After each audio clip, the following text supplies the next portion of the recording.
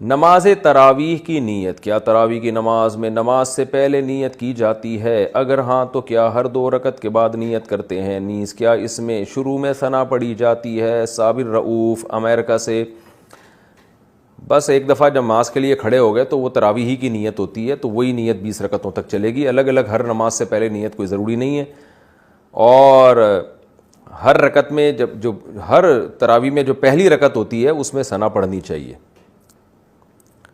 8 رکعت تراویح کے بعد باقی گھر پہ پڑھنا، کیا گھر پہ تراویح پڑھ سکتے ہیں؟ اکثر لوگ 8 رکعت تراویح امام کے ساتھ پڑھ کر باقی تراویح گھر میں پڑھتے ہیں، کیا یہ عمل ہم کر سکتے ہیں؟ مہد اسلام آباد سے، جی بالکل، 20 رکعت پڑھنی چاہیے، سنت ہے، افضل ہے، تو اس میں 20 رکعتیں جماعت سے ضروری نہیں ہیں۔ اگر مسجد میں 8 رکعتیں ہو رہی ہیں تو 8 مسجد میں پڑھ لیں، باقی 12 گھر میں پڑھ لیں، یہ ٹھیک ہے، کوئی حرج نہیں ہے اس میں۔ نابالغ بچے کا تراویح پڑھانا یا سننا، نابالغ بچوں کے پیچھے تراویح کا کیا حکم ہے؟ نیز کیا چھوٹا بچہ تراویح میں سامع بن سکتا ہے؟ سامع بن سکتا ہے، امام نہیں بن سکتا، بشرطے کہ یعنی بہت چھوٹا بچہ نہ ہو، یعنی صبی ممیز جسے کہا جاتا ہے، 7 سال سے عمر زیادہ ہو تو ایسا بچہ سامع بن سکتا ہے، لیکن امام نہیں بن سکتا نابالغ بچہ۔ ہاں، نابالغ بچہ نابالغوں کا امام بن سکتا ہے۔ گھر میں بچے جو قرآن حفظ کر لیتے ہیں تو ان کو چاہیے کہ گھروں میں تراویح پڑھائیں، چھوٹے بہن بھائی ان کے ساتھ کھڑے ہو جائیں جماعت میں، تو ان کا قرآن بھی مکمل ہو جائے گا، لیکن بالغوں کو نماز پڑھانے کے لیے امام کا بالغ ہونا بھی ضروری ہے۔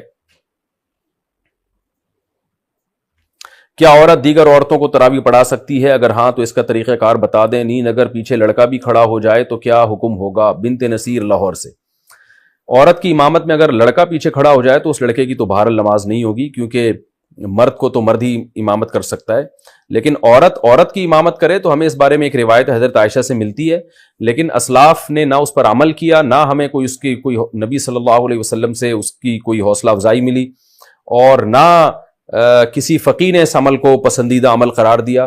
یہی وجہ ہے کہ خلفائے راشدین کے دور میں بھی ایسا نہیں ہوا، بعد میں بھی ایسا نہیں ہوا، اور ہمیشہ مرد ہی امامت کرتے رہے ہیں۔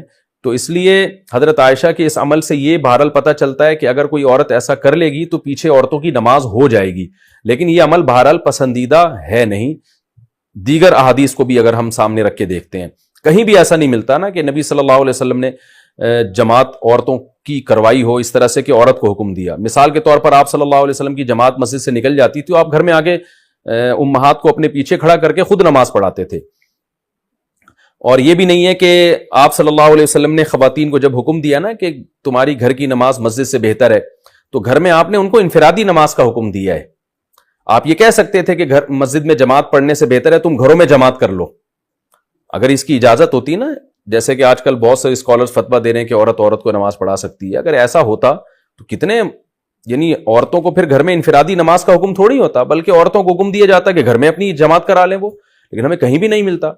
تو صرف ایک حدیث کو دیکھ کے کبھی فیصلہ نہیں کیا جاتا، باقی بھی تمام احادیث کو دیکھا جاتا ہے۔ تو ان تمام احادیث کو دیکھ کے فقہا نے جو استدلال کیا وہ یہ ہے کہ اگر عورت کو نماز پڑھا دے تو نماز ہو تو بہرحال جائے گی، لیکن یہ عمل بہرحال مکروہ اور ناپسندیدہ ہے، یہ قابل ترغیب عمل نہیں ہے۔ اس لیے خواتین کو چاہیے کہ وہ انفرادی نماز پڑھیں، جماعت سے پڑھنی ہے تو مرد کو امام بنائیں، اس کی اقتداء میں نماز پڑھیں۔ اور اگر بالفرض عورت کو نماز پڑھاتی ہے مکروہ ہونے کے باوجود، وہ کہتی نہیں شوق ہے اس کو پڑھانے کا، تو پھر خواتین امام جو ہے نا وہ صف کے بیچ میں کھڑی ہوں گی، وہ آگے نہیں کھڑی ہوں گی، کیونکہ نماز میں عورت کو بہت زیادہ سمٹنے کا اور پردے کا حکم ہے، ایکسپوز ہونے کی اجازت نہیں ہے۔ تو اس میں پھر یہ ہے کہ وہ خواتین، جیسے حضرت عائشہ کے بارے میں یہی ہے نا کہ خواتین کے بیچ میں تھیں وہ، تو پھر آگے جانے کے بجائے جہاں صف ہے اسی کے بیچ میں وہ عورت کھڑی ہو کے نماز